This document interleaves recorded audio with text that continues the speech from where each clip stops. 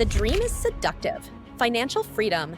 Escape the 9 to 5, make money while you sleep, build wealth through stocks, crypto, or real estate. You scroll through TikTok or YouTube and see teenagers bragging about 1,000% returns, creators claiming to earn 6 figures a month in passive income. And in that moment, your rent late, your card declined at the grocery store, your phone buzzing with payment reminders. You think, why not me? You open Robinhood or Binance, you throw $50 into a trending coin or a penny stock. Maybe you even get lucky for a second, but then it crashes. You pull out. You're worse off than before. And here's the truth no one wants to admit. If you're broke, you're not investing. You're gambling. Because investing only works when you have something to invest from. If your financial life is a crumbling house, adding solar panels on the roof won't fix the foundation. So before you even think about investing, you need to fix what's broken underneath. You're drowning, not just in bills or expenses, but in pressure, in instability, in emotional weight that compounds like unpaid interest. And here's what broke people do unknowingly. They try to build a financial empire from inside a leaking lifeboat. Every emergency, a medical bill, car repair, lost job, turns into a crisis. Every attempt to invest gets interrupted by the simple reality. You need that money now. This is not a wealth-building strategy. This is financial survival with a side of wishful thinking. Investing with no cushion is like running a marathon with no shoes. It doesn't make you brave, it makes you vulnerable. So what should you do first? You build what I call the survival stack. It's not flashy, it won't earn you likes, but it's how real financial stability begins. Layer 1, emergency cash. Not $20 in your wallet, not Bitcoin, not an app. Real cash or accessible savings. 3 months of core living expenses, rent, food, medicine, gas. No investing until this exists. Layer 2, kill bad debt. Credit cards with 20% interest, they're not tools, they're anchors. List your debts, snowball or avalanche them, and attack them like they're stealing your future. Because they are. Layer 3, income clarity.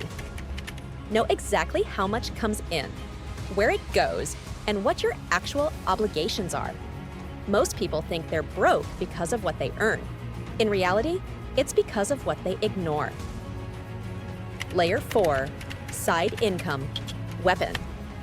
If your job barely covers survival, build a second stream, freelance, sell digital products, drive Uber, deliver food, monetize your skills, stack up a freedom fund, money dedicated not just to expenses, but to get you out of the grind. Once your survival stack is in place, the chaos quiets. You're no longer one surprise away from disaster. Only then can you think long term. Being broke doesn't always look like homelessness or bankruptcy. Sometimes it's $100,000 in income and $102,000 in expenses. It's the coffee subscription, the 5 streaming services, the rideshare habit, the late night Uber Eats. No single expense is killing you, but together they bleed you dry. It's death by 1,000 drips. And until you plug those leaks, no amount of investing advice matters. You want a real return on investment? Cancel what you don't use. Cook your meals. Track every dollar. The ROI on financial discipline, infinite. Money is emotional, but saving is behavioral. If you don't automate it, you won't do it. Set rules that remove the guesswork. Save 10% of every paycheck automatically. Move money to a separate savings account the day you're paid. Give your savings a purpose, a name. Emergency fund hits different than generic bank account. Turn saving into a ritual, not a reaction. Here's a painful truth. Being broke isn't always about money. Sometimes it's about identity. You see yourself as the spender, the struggler, the unlucky one. Maybe you inherited that mindset. Maybe you grew up watching people survive, never thrive. So now, even when you make more, you still self-sabotage. You still chase the dopamine hit of a new gadget, a fast payout, a quick win. But wealth doesn't come from luck. It comes from a shift in how you see yourself. You're not a spender trying to invest. You are an investor who hasn't activated yet.